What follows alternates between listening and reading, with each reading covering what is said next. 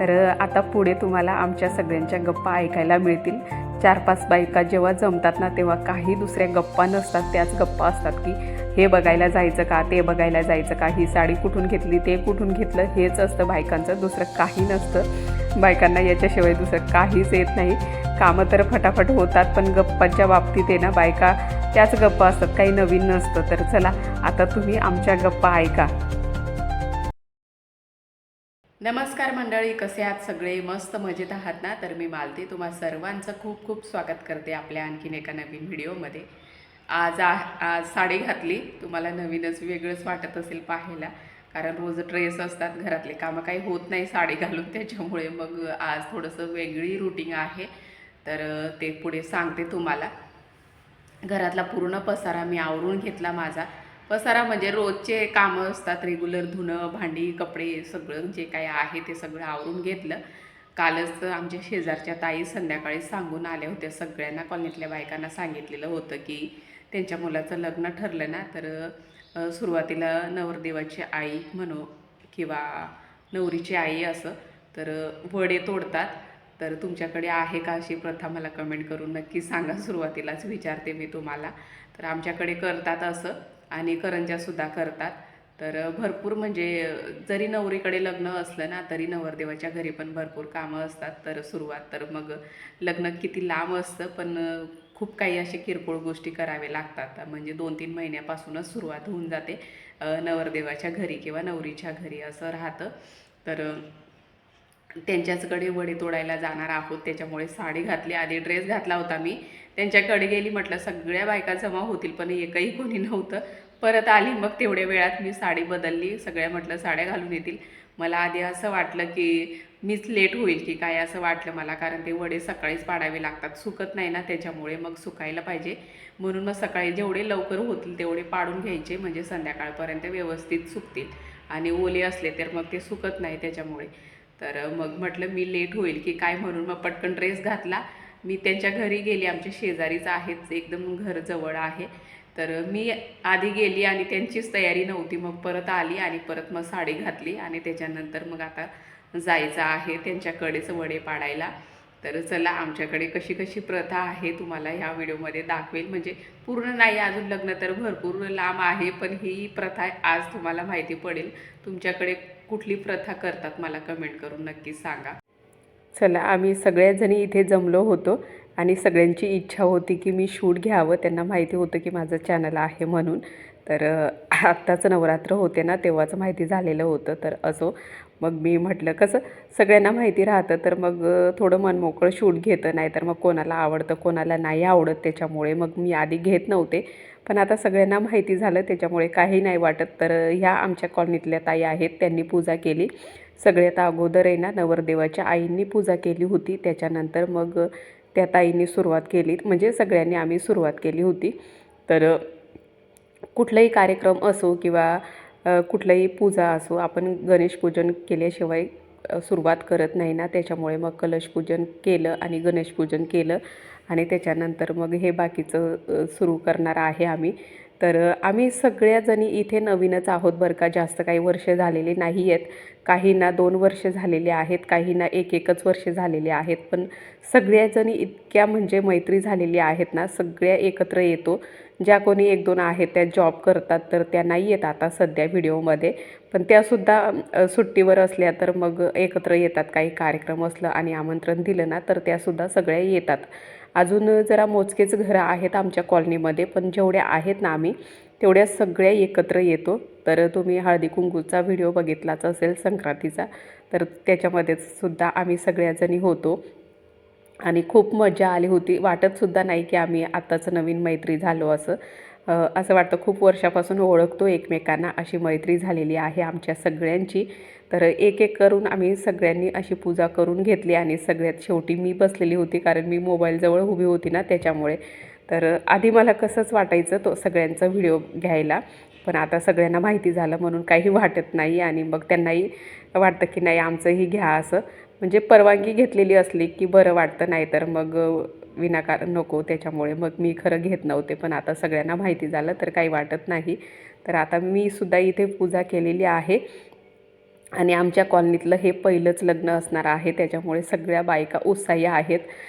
सगळ्यांना खूप आनंद झाला की आपल्या कॉलनीत पहिलं लग्नाची सुरुवात झालेली आहे. तर सगळ्या मस्त अशा गप्पा मारत होतो, हसत होत्या आणि सगळे ज्याच्या त्याच्या गावाकडची प्रथा असते ते सगळे सांगत होते. तर मी म्हणत होते की गाणं म्हणा असं. आजकाल बायकांना कोणालाच गाणी येत नाही, लग्नाचे गाणे. पूर्वी कसं प्रत्येक कार्यक्रमाचे असे वेगवेगळे गाणे असायचे आणि खेडेगावामध्ये आत्तासुद्धा गाणी म्हणतात बरं का. पण आता तर शहरामध्ये नाही म्हणत. खूप कमी झालेलं आहे, बायकांना आता गाणीसुद्धा येत नाही. त्याच्यामुळे ना असं काही स्पीकरवर लावून दिलं की समजून जातं की लग्न आहे. पण पूर्वी कसं हळदीचं गाणं वेगळं, मेहंदीचं गाणं वेगळं, साखरपुड्याचं वेगळं आणि जे पण काही किरकोळ असे कार्यक्रम असतात, छोटे मोठे विधी असतात, त्यांचेसुद्धा गाणी असायचे. तर बोलायच्या बायका, त्याच्यामुळे समजायचं की कुठलं आता चालू आहे असं. तर आता तर कोणालाच येत नाही, वेळ बदलते तशी काळसुद्धा बदलतं त्याच्यामुळे. तर असो, आता हे तर होतच राहणार आहे. आणि छान असे हाताच्या मदतीने, म्हणजे हाताने पहिले वडे पाडायचे असतात. आम्ही सगळे हातानेच पाडत होतो. सुरुवात अशीच करावी लागते, हे लग्नाचे वडे आहेत ना त्याच्यामुळे. तर असे आपण म्हणजे खाण्यासाठी उन्हाळी पदार्थ नाही बनवत आहोत, हे लग्नासाठी आहेत म्हणून मग अशा हाताने पहिले तोडायचे असतात आणि त्याच्यानंतर मग झाऱ्याच्या मदतीने झारून घ्यावे लागतात. तर मी आता इथे दुसऱ्यांदा आली होती. पहिल्या वेळेस जेव्हा आम्ही भाड्याच्या घरात राहत होतो ना, तिथे आमच्या घरमालकांच्या मुलाचंसुद्धा लग्न होतं, तेव्हाही मला माहिती होतं. आणि तेव्हासुद्धा मी सवासणी झाली होती. तेव्हा आम्ही त्यांच्याच घरी राहत होतो ना मागच्या वेळेस, त्यामुळे मला माहिती होतं. आणि आता नवीन कॉलनीत आलो तर इथेसुद्धा सुरुवात झालेली आहे लग्नाची. आणि यांच्या मुलाचं लग्न आहे. ह्या पीठ वाढताय ना, त्या आहेत नवरदेवाच्या आई आणि आम्ही सगळ्याजणी कॉलनीतल्या, म्हणजे एकदम शेजारी शेजारी राहतो आम्ही सगळ्याजणी. तर खूप मस्त वाटतं असं, म्हणजे कार्यक्रमाला किंवा काही असलं तर नातेवाईकच पाहिजे असं काही नसतं. आपण जिथे राहतो तिथलेच आजूबाजूचे आपले नातेवाईकच असतात असं मला वाटतं. आणि सगळ्याजणी अशाच समजतात, काही झालं की मग सगळे एकमेकींना आमंत्रण देत असतात. तर त्या सांगत होत्या कसं पाडायचं असं. आणि मग सगळ्या जणींनी मग एक एक करून असं हात लावलेला होता आणि 5 सवासणी त्याला लागतातच. त्याच्यामुळे मग आम्ही तर 5 नव्हतो, आम्ही जेवढ्या होतो कॉलनीत तेवढ्या सगळ्या जणी आलो होतो. आणि असा पार पडला होता त्यांच्याकडे वडे पाडायचा कार्यक्रम. खूप मस्त वाटलं. तर वड्याचा इतका छान वास येत होता ना. आता उन्हाळी पदार्थाला सुद्धा सुरुवात झालेली आहे. मलासुद्धा करायचे आहेत मठामुगाचे वडे, तर छान राहतात. आणि मी तो व्हिडिओ लवकरच घेऊन येईल तुमच्यासाठी. मागच्या वेळेससुद्धा मी वडे बनवलेले होते, तर छान तुमचा प्रतिसाद मिळालेला होता मला. घरीच वडे, म्हणजे काही झालं ना तरी अशा उन्हाळी पदार्थ थोडे का होईना पण घरी बनवायचे. घरचं ते घरचंच राहतं शेवटी, कारण आपण जेवढं विकतचं आणू तेवढं त्याच्यामध्ये काय टाकलेलं राहतं किंवा काय नाही आपल्याला माहीत नसतं. पण हे पदार्थ आपण आपल्या हाताने बनवतो ना, त्याची चव खरंच वेगळीच येते. त्याच्यामुळे मी ना काही का होईना पण घरीच हे पदार्थ सगळे बनवत असते. विकतचं काहीच आणत नाही, मला अजिबात आवडत नाही. उडदाचे पापडसुद्धा मी चक्कीवरती ते तयारच आपल्याला बनवून देतात, पण मटेरियल आपलं असतं. तेवढं मी चक्कीवरून ते उडदाचे पापड मी बनवून आणते, नाहीतर मग सगळं मी घरीच बनवते. मागच्या वेळेस मी वडे बनवलेले होते, कुरडया बनवलेल्या होत्या, परत ज्वारीचे पापडसुद्धा बनवलेले होते. फक्त नागलीचे पापड नव्हते बनवलेले, कारण नागलीच संपली होती आमच्याकडे. त्याच्यामुळे मग मी कंटाळाच केला होता नागलीचे पापड बनवायला. म्हटलं एवढे बस झालं आहे, जास्त काही कोणी खात नाही. पण विकतचं मी तरी अजूनपर्यंत आणलेलं नाही आहे काहीच असं उन्हाळी पदार्थ. तर चला, आम्ही आता सगळ्याजणी एक एक करून वडे पाडून घेतो आहे. आता नंबरच लागलेला आहे इकडून असा. आणि मस्त सगळ्यांच्या गप्पा गोष्टी चालू होत्या. काही पण बोलत होते ना, त्याच्यामुळे मी मोबाईलचा आवाज कमी केलेला आहे आणि इथे व्हॉईस ओव्हर केलेला आहे. काही पण म्हणजे बायका कशा 4-5 बायका जमल्या की कुठल्याही गोष्टी असतात, म्हणून मग म्हटलं मला चांगलं नाही वाटलं, म्हणून मग तो आवाज मी बंद केला आणि इथे आता व्हॉईस ओव्हर करते. आणि या ताईला समजलं नव्हतं की मोबाईल चालू आहे असं. नंतर मला विचारलं मोबाईल चालू आहे, तेव्हा त्यांना थोडंसं हेच वाटलं.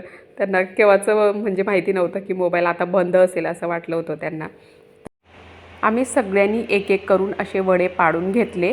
थोडेच करायचे होते ना, त्याच्यामुळे लवकर झाले होते आणि आम्ही जास्त बायका होतो, तर सगळ्यांचा हात लागला पाहिजे असं 5 सवासणी पाहिजे असतं, दुसरं काही नाही. आणि हे लग्नाचे वडे आहेत ना, त्याच्यामुळे एकदम कमी होते. थोडे का होईना हे लग्नासाठी करावेच लागतात. तर तुमच्याकडे कुठला पदार्थ लग्नासाठी पहिला पदार्थ करतात मला कमेंट करून नक्की सांगा. आमच्याकडे वडे करतात आणि करंज्यासुद्धा करतात, पण करंज्या जरा लेट करतात कारण त्या खराब होतात ना, त्याच्यामुळे लग्न जरा जवळ आलं की मग करंज्या करतात. 7-8 दिवसावर लग्न आलं की तेव्हा करंज्या करायला सुरुवात होते. 2 दिवस तरी लागतात करंज्या करायला आणि भरपूर करतात.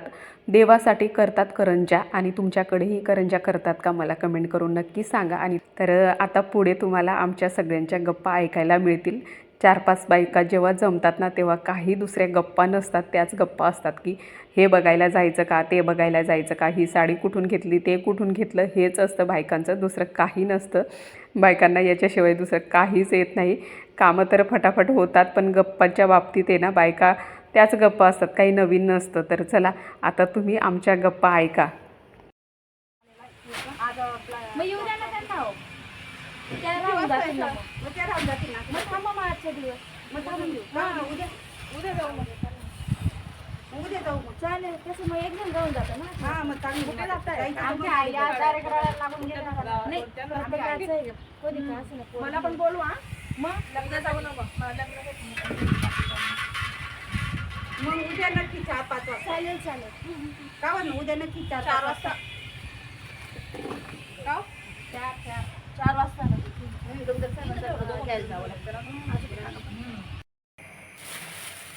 दीदीच्या बाप्पाने बराच भाजीपाला आणला. आज बरेच म्हणजे ह्या घरात आलो ना तेव्हापासून आम्ही दुधी काही खाल्लेली नव्हती, पहिल्यांदाच आणली. आता मिळतच नव्हती, त्याच्यामुळे काही आता मिळाली असेल म्हणून मग आणली असेल. मिरची, भेंडी, सोयाबीन, टोमॅटो आणि पालक छान मिळाली. आणि चटणी आणली बघा, लसूणची चटणी आहे. तर ही ना खलबत्त्यामध्ये वाटण केलेली असेल, मिक्सरने नाही बारीक केले. तर घेऊन आले ते. कधीतरी हे अशा चटरपटर गोष्टी घेऊन येतात, म्हणजे तिखट जेव्हा तोंड खराब होतं तेव्हा खायला चव बिघडते, म्हणजे जिभेची चव बिघडते तेव्हा खायला. आणि भेंडी तर बऱ्याच दिवसापासून आणलेली होती, आणतच नव्हतो. भेंडी ना मुलांना आवडतच नव्हती, एकदम चिकट होते ना, त्याच्यामुळे तर आज बऱ्याच दिवसानंतर आता आणली. हा सगळा भाजीपाला डब्यामध्ये भरून घेते, म्हणजे निवडायचा काहीच नाही आहे, मेथी वगैरे नाही आहे ना, त्याच्यामुळे मग जसा तसा ठेवते. ही पिशवी तशी ठेवते, करताना मग निवडता येईल. आणि लिंबू बरेच आणले, मिरची पण आणली. तर हे डबे मी फ्रीजमध्ये ठेवण्यासाठी खरे हे घेतले होते. 3चा सेट होता. याच्यापेक्षा अजून एक छोटा आहे याच्यापेक्षा, आणि हा सगळ्यात छोटा आहे. तर मस्त असतं. अशा पिशव्या ठेवल्या तर अजिबात चांगलं दिसत नाही ना, त्याच्यामुळे मग हे डबे असे पिशवी ठेवले ना मग फ्रीजमध्ये पण थोडंसं टापटीपणा असतो, त्याच्यामुळे मग खरं हे डबे घेतले होते. आणि आता याच्यामध्ये ना जास्त टोमॅटो आहेत म्हणून मग टोमॅटो ह्याच्यात ठेवते मी आणि वरचं झाकण लावून देते. आणि जर पिशवीतून काढून ठेवलं तर मग ते असे कोंबून जातात, म्हणून मग पिशवीत पॅक राहिले ना असे फ्रेश राहतात. याच्यामध्ये ठेवते. आधीचे अजून लिंबू आणलेले होते बरेच.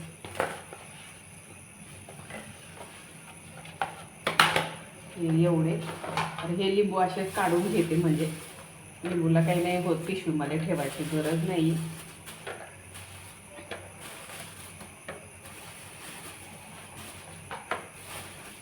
त्यांच्याकडून ते वडे बिडे पाडून आले, मी काही साडी बदललीच नव्हती, म्हटलं जाऊ दे थोडीफार सवय तरी होईल.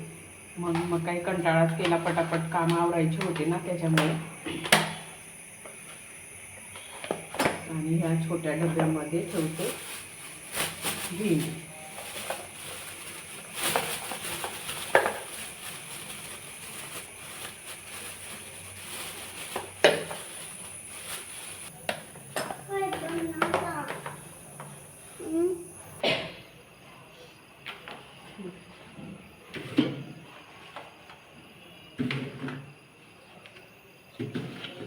हे असे डबे ठेवले की छान म्हणजे दिसायला छान दिसतात.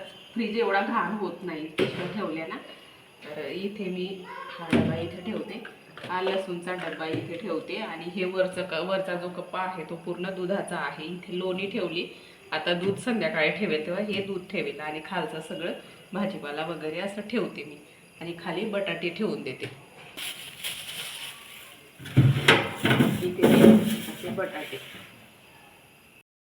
याला हे तीनचा सेट घेतला होता म्हणून ते 3च डबे आहेत. आता हे पिशवीतला असंच ठेवून देते आणि ह्या मिरच्या पण अशाच ठेवते. डबे कसे दिसतात बघा, पिशव्या वेगळ्याच वाटतात आणि डबे छान दिसतात. थोडं दिसायलाही छान वाटायला पाहिजे आणि फ्रेश वाटायला पाहिजे ज्या पण आपण खाण्याच्या वस्तू ठेवतो ना त्याच्यामुळे. चला आता संध्याकाळचा स्वयंपाक करते मी. बराच उशीर झाला, दीदीच्या पप्पांची वाट बघत होते आणि कोणीतरी आले होते त्यांचे ऑफिसमधले, तर चहा घेत ठेवला आणि त्याच्यानंतर मग ते गेले.